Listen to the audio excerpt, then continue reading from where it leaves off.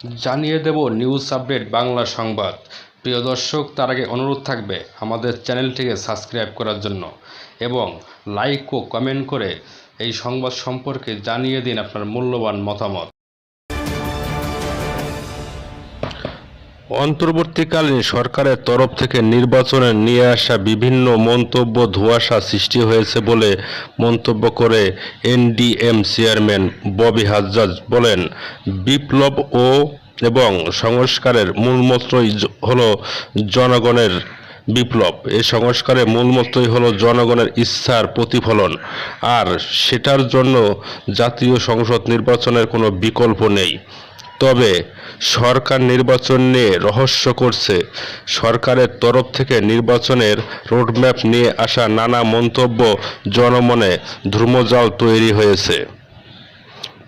মঙ্গলবার 1 অক্টোবর সকালে জাতীয় প্রেস ক্লাবের সামনে জাতীয়বাদী গণতান্ত্রিক আন্দোলন এনডিএম কর্তৃপক্ষ সমাবেশ কর্মসূচি প্রধান অতিথির বক্তব্যে এসব কথা বলেন তিনি। এতে সভাপতিত্ব করেন দলটির ছাত্র সংগঠন ছাত্র আন্দোলনের কেন্দ্রীয় সভাপতি এবং সর্বদলীয় ছাত্র ঐক্যর মুখপাত্র মাসুদ রানা জুয়েল।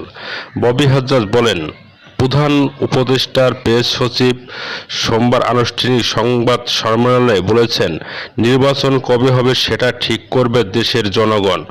আমাদের প্রশ্ন, জনগণকে কি তাহলে নির্বাচনের দাবি আদায়ের জন্য আবার রাজপথে নামতে হবে?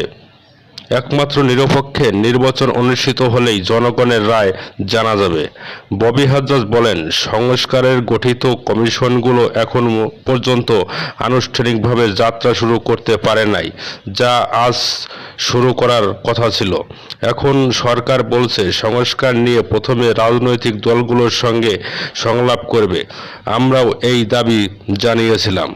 দেরিতে হলেও সরকারের শুভবুদ্ধির উদয় হওয়াতে আমরা আনন্দিত। আমরা এই সরকারকে কোনোভাবেই ব্যর্থ দেখতে চাই না। তিনি বলেন, ফ্যাসিবাদের বিরুদ্ধে লড়াইয়ে থাকা বাংলাদেশের জামায়াতে ইসলাম সহ ধর্মভিত্তিক অন্য রাজনৈতিক দলগুলোর সঙ্গে আমরা কোনো দূরত্ব চাই না। বাংলাদেশি জাতীয়বাদে বিশ্বাসী শক্তিগুলো ঐক্যবদ্ধ না থাকলে পরাজিত আওয়ামী লীগ ফ্যাসিবাদ চেরাগোপ্তা হামলার সুযোগ খুঁজবে। স্বৈরাচারী হাসিনা সহ আওয়ামী লীগের শেষ অপরাধীর বিচার না হওয়া পর্যন্ত আমাদের লড়াই চালিয়ে যেতে হবে। সংহিত সমাবেশে প্রধান বক্তা হিসেবে এনডিএম মহাসচিব মমিনুল আমিন বলেন, ছাত্র জনতার বিপ্লব এবং সংস্কারের আকাঙ্ক্ষার প্রতি পূর্ণ সমর্থন ব্যক্ত করতেই আমরা আজ সংহিত সমাবেশ আয়োজন করেছি। অন্তর্বর্তীকালীন সরকারকে সহযোগিতার মাধ্যমে আমরা দেশকে দ্রুতই গণতন্ত্রের মহাসড়কে নিয়ে যেতে চাই। আশা করছি সরকারের সঙ্গে আমাদের পরবর্তী সংলাপের পরেই আমরা নির্বাচনের রোডম্যাপ পেয়ে যাব।